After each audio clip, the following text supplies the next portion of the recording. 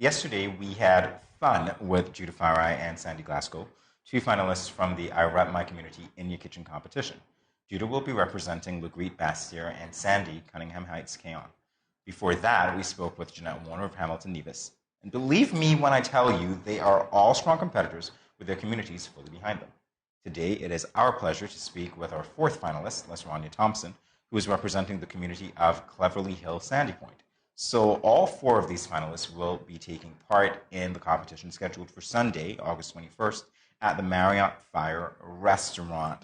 Welcome to Good Morning, SKN, LesRonya. Thank you. Thank you for having me. Yes. All right. So as you just heard, the other finalists are raring and ready to go. Are you ready? I'm born ready. Ooh, Ever ready. All right. So that sounds like you are geared up to win. Of course. Fire. Of course. Fire came from Cleverly Hill. There's no thinking about it. I am going to win. Oh, wow. What gives you that confidence? Just my self-esteem alone. And I'm very confident when it comes to cooking. I cook with a lot of love so that when I do serve people, they can also taste the love in the food. Oh, I like that. That's sweet. That is so sweet. So how are you preparing? What is the practice like? Because we know it's beats. Without giving us too much information, because we want that when the time comes. How are you preparing? Honestly, I'm not practicing. I'm a person that likes a challenge. Okay. So I'm actually waiting until the day to do what I have to do. I do not practice at home. I like it to be more of a challenge for me instead of having to practice at home and get a feel of it. I just want to go into it, get into it, and get it done without practicing. I mean, that for me is a plus. Okay. Because once I conquer something for the first time without practicing it, it's always a plus in my book. Okay, so that's quite a different strategy from the one that we've been hearing. Yes. Was that the strategy that you used the last time you competed? Yes, that is the exact same strategy because the breadfruit flan that I did for the first competition, that was the first time I did it on spot. I never practiced it at home. I never even got to taste it. It was the first time I did it on spot and tasted it as well on spot. You did breadfruit flan. I love flan. Oh my gosh. So LesRonya, you owe me some breadfruit flan, okay? Sure, that's too easy. Oh, I love it. That is so easy. So do you cook professionally? Yes, I worked at Kitchen Hill for 5 years. I was a breakfast chef at Kitchen Hill until we had the pandemic, and then it was closed off. But I do cook at home. I do cater a little catering for my friends now and again in between. So it's always me cooking. It's always a reason for me to cook something. So cooking has always been your passion? Yes, it is. Okay, good stuff. It's one of those things that we're hearing because one of the other finalists said the same thing. They were working and then, with the pandemic, the doors closed and then you just reverted to what you normally know, already, which is cooking. Yeah. And I imagine during that point, I know you don't like to prepare, right? You don't like to be like, this is what I have to do, I'm going to do that. But have there been creative elements that you've discovered since you've been cooking at home that you didn't do before? It's so much creativity because you can look at something simple and think that's the only thing that can be done to it. But when you open your creativity box, you will find there's so much ways to go about it. For example, we're accustomed to oats porridge, but when you do add the spices and stuff to the oat porridge, it gives it a whole different taste than when you don't add the spices. Yes, so that's for me, it's creativity as well. You know what I'm saying? It don't have to be like right up there to be creative, but it's just the simple things that matters in creativity to me. I'm going to call you Chef Bam because the way that you said that, you were like, you have spices. I'm like, wow, if that's how you cook, I imagine watching you is going to be like its own show in and of itself. So LesRonya, what's your favorite meal to prepare? I don't have a favorite meal. Okay. I actually don't have a favorite meal. I'm willing to prepare anything. It doesn't matter because, like I said, I'm up for a challenge. I don't have a favorite meal. Okay, good stuff. What about watching? Are you one of those people who likes to sit and watch other people eat, particularly when it comes to your food? Yes, I do. Because I want the feedback right away. I do because I want the feedback right away. So yes.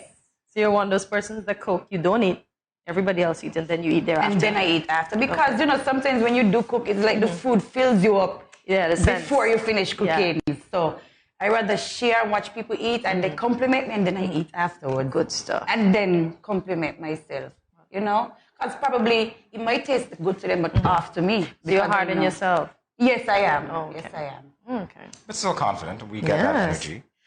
Let's talk about how you got into the competition in the first place, because obviously you're a professional chef. What inspired you to compete? I'm going to tell you the honest truth. My friend did a competition prior to this. Her name was Jamela. She entered a competition, the IREP competition, and she was the one that actually encouraged me and pushed me to enter the competition. And she was like basically telling me she know I can do it, so why not go for it? I was a bit skeptical at first, but then I got a little more comfortable within myself, and I did actually. That was the first cooking competition I ever entered in. Oh, okay. Would you do it again? Even after this? Of course. Of course. She got Without this. a doubt. She got this.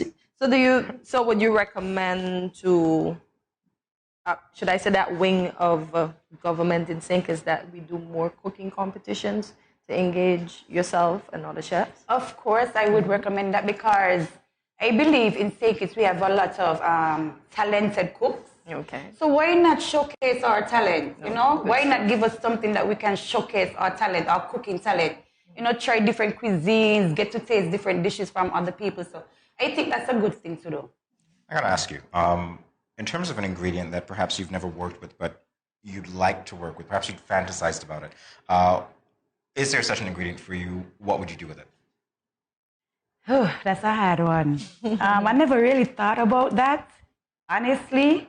But when they brought the beet idea to me, I was going crazy for a bit because I'm like, beets? Only drink I know to make out of beets. What am I going to do, you know?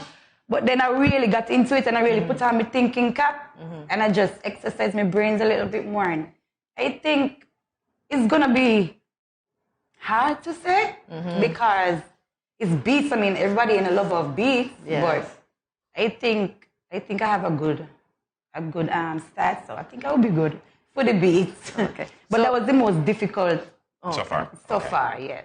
So do you think after you would have done what you intend to do with the beets that persons will eat more beets? Of course. Ooh, I just love the radiation of confidence over here. I surely do think so. Because we're doing a sweet and a savory, so you know, especially the sweet. I think they're going to love it. Nice. Okay, hey, it is what it is. You already put it out there. Let's talk about the energy that you're getting from the Cleverly Hill community. What's that been like? Let me say, it's not Clever Hill alone. It's like basically the whole of Sandy Point. All of Sandy Point. Yes, it's all love, to tell you the honest truth. Everybody in Sandy Point knows me for cooking. So it's just like a bit more encouragement to add to my self-esteem. It's all love. I haven't gotten any negative backlash. So I'm very thankful for that. So do you see yourself opening a restaurant eventually in the town of Sandy Point? Eventually, yes. Oh, but I want to further my studies to be a sous chef. So I wanted to go to study in Miami at one of the culinary colleges. So when I do get that, I'll come back and then probably start. I like that. So was it added pressure having the cameras and a limited time to cook? No. I love working under pressure because basically when you work in a hotel, you get accustomed to working under pressure because sometimes it's more guests than you're accustomed to. Like maybe one day you probably have 10 guests and the next day you have like 100 guests. So you gotta always know how to work under pressure at all times. Okay. So Nothing phases LesRonya. I was gonna say. Nothing in this. She really has it, huh? I gotta say though, when I think of that, because it's not only just like the time limit. I imagine you have different people and all that stuff. Didn't you have any nerves at all going through that first competition? No, I did not. The host, Sugar Bowl, was actually like, "Hey, Frank." And I was like, "No." And he was like, "You got so much confidence." I was like, "I'm not camera shy. I'm not a camera shy person. I'm very out there." So it was just a walkover for me. Oh, man. Listen. She has this in the bag. She's making this thing so easy. Now, she has some, what do we call it, public speaking tips? Oh, perhaps. Yeah. I don't know. You missed the last segment when we talked about public speaking. Or we talked about cooking. Cooking tips would be the way to go. So what have you not tried to cook before? I want to try. I never tried Mexican cuisine. So that's something I'm dying to try, Mexican cuisines. And I tried Italian already, but Mexican is my main focus. Anything Mexican I would like. Not the normal tacos and burritos, but the real into it food I would like to try. Why Mexican? Why does I Italian not do don't it know. for you? Mexican, I mean, I heard people saying how good the food is, and I never tried it personally, so I would like to try it. And just the little razzle-dazzle to their food that they have gets me all the time. Dazzle and the zzz. Yeah, See? I want to Hortensia's try feeling that. your energy. Hortensia's feeling your energy, by the way. It's coming over. I am. So give a sportsman challenge to your competitors. Why would you say that you're the best and why are you going to win? Because I do that to Jamie all the time. Yeah. Is that a hard one for you? Yes. Okay. I think I'm going to win because I'm confident in everything that I do. Like I said before, I cook with a lot of love. I always make sure that whenever I'm cooking, it's done to the best of my ability so that whoever is eating my food can also enjoy. That is one of the reasons I think I'm going to win. The next reason I think I'm going to win is because of the creative aspect of it. I'm not a plain person. I like to go beyond what I'm told to do. So trust me, if you give me beets, I'm going to give something that you never ever eaten with beets. So that's the second reason why I think I'm going to win this competition. And again, was that a strategy that you used in the last competition? Was that a strategy that you used in the last leg of this competition? Yes. I went for something that they never tasted or they never heard about before.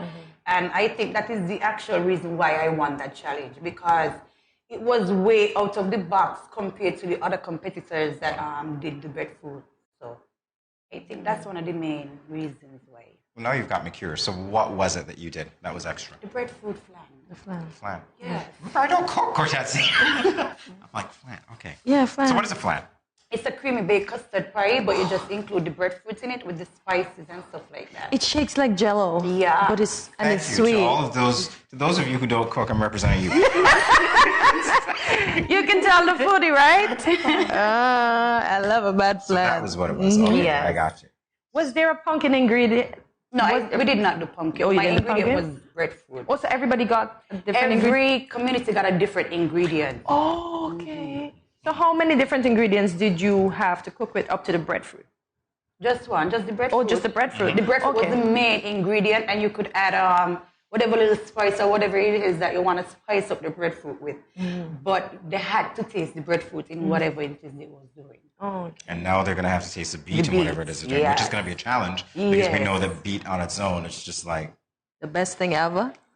Cortensia, really? I love beet. Why don't you ask LesRonya what she thinks about beet? I don't think it's the best thing ever, but it's healthy and nutritious for sure. Exactly. Blood builder, the best thing So I guess ever. it's the best thing ever. Yeah. Oh, See? that's what Look you at said. that. We're going to find out who...